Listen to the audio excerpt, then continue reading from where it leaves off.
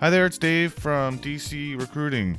I have put together a list of 5 things that you should have on your resume. Very important things to have on your resume.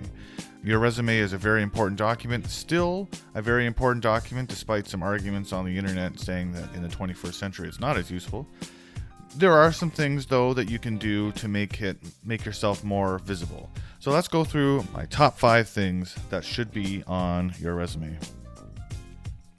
Number 1 on my list is your contact information. Not much has changed there, but how you present it has changed a little bit over the years. Make sure you have your full name, first and last name, your email address, and your phone number. But you also want to include other things, like if you have a LinkedIn account, if you have a website, your own personal website, include that information as well. And it ties into some of the other points along the way, but make sure, above all else, that the number one way to get a hold of you is being presented in your contact information. Number 2 on my list is your profile or objective, whatever you want to call it.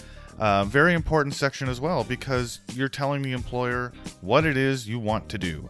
And a lot of times, what you want to do might differ from your original skill set that's on your resume. So make sure that right at the top, practically, like almost the very first thing after your contact information, make sure that the employer knows what it is you want to do, especially if you're using transferable skills. If you've been a welder for 25 years and all of a sudden you're applying for something completely different, avoid the obvious questions that might get posed in an employer's head by saying, I learned how to do this and now I want to try to do something other than welding. And that's a good segue into the third item on my list, which is your skills. Make sure you're listing everything you know how to do on your resume, and make sure your current skill set is at the top. Like I was saying before, if you have a skill set from a trade, but your body can't do that trade anymore, or you just don't want to do that trade anymore, and you've acquired new skills, then yeah, make sure that everything's on there, but what you want to use primarily should be number 1 on your list of skills.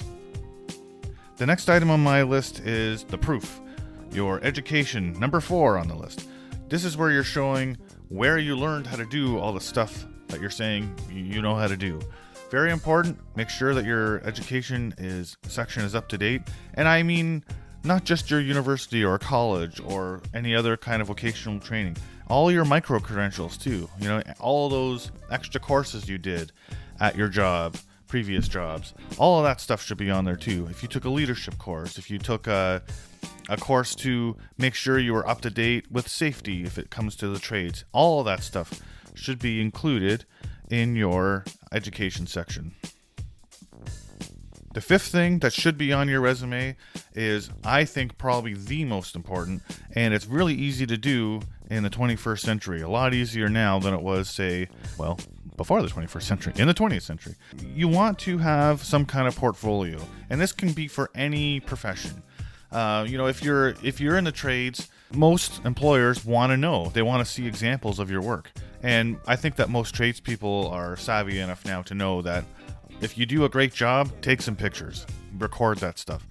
And if you have a collection of these, make sure that you can make it available to the employer, even if you have some kind of a link that you can put on your resume, directing them to your pictures and stuff of work that you've done. Providing your examples of work electronically has the secondary bonus of shortening your resume, so you can really pack a lot of information into a smaller space, which can be very beneficial because a lot of employers out there really just don't have the time to read through absolutely everything.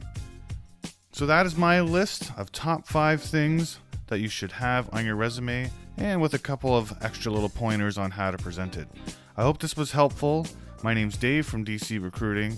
I'm going to include all of my contact information in the comments section of this video. If you need any help, if you want to reach out and have me have a look at your resume, I can do that. I can also give advice on interview preparation strategies.